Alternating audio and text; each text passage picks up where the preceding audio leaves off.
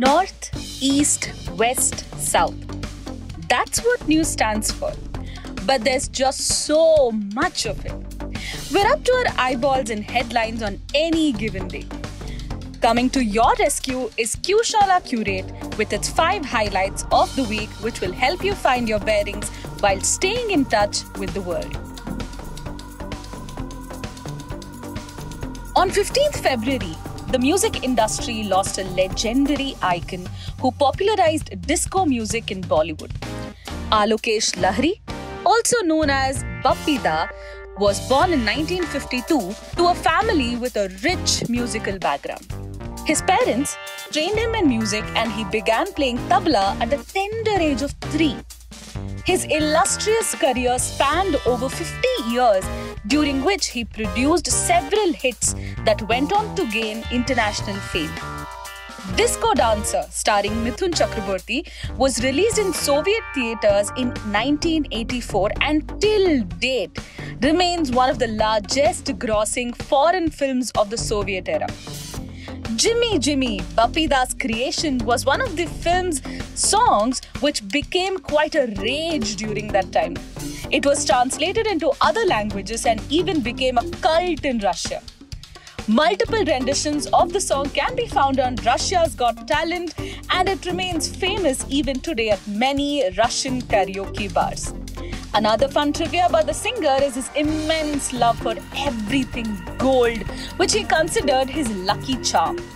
Over time, gold chains became his trademark and he came to be known as the Gold Man of India. People's love for bling is undeniable. But so is the fact that green is the new gold. India steps towards a more sustainable future with the new green hydrogen policy, which was launched by the Power Ministry last week. The new policy will provide a boost to the manufacturing of green hydrogen. Hydrogen is usually prepared from water by using electricity.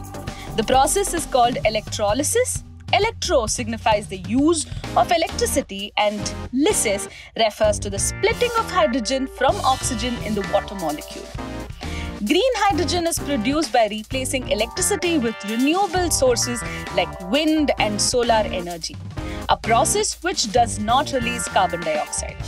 By incentivizing green hydrogen production, this policy aims to cut down on carbon emissions while making India an export hub for the clean fuel. India is going green by opting for a cleaner fuel and by making money through trade deals. Strengthening their financial relations, UAE and India signed a bilateral comprehensive trade pact on 18th February.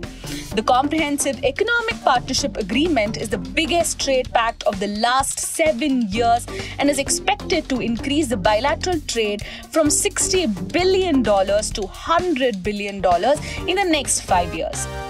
UAE is India's 3rd largest trading partner and has reaffirmed its commitment to maintain regional security through cooperation. This deal was negotiated in just 88 days, one of the fastest deals to be signed so far. Injustice anywhere is a threat to justice everywhere.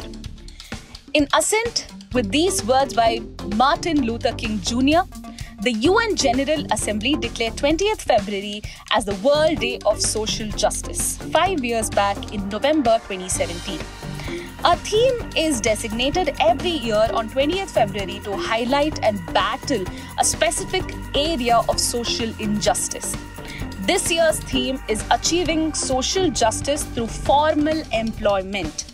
It is also a day which reminds us of the father of the Indian Constitution, Dr. Bhimrao Ambedkar, a fierce advocate of social justice.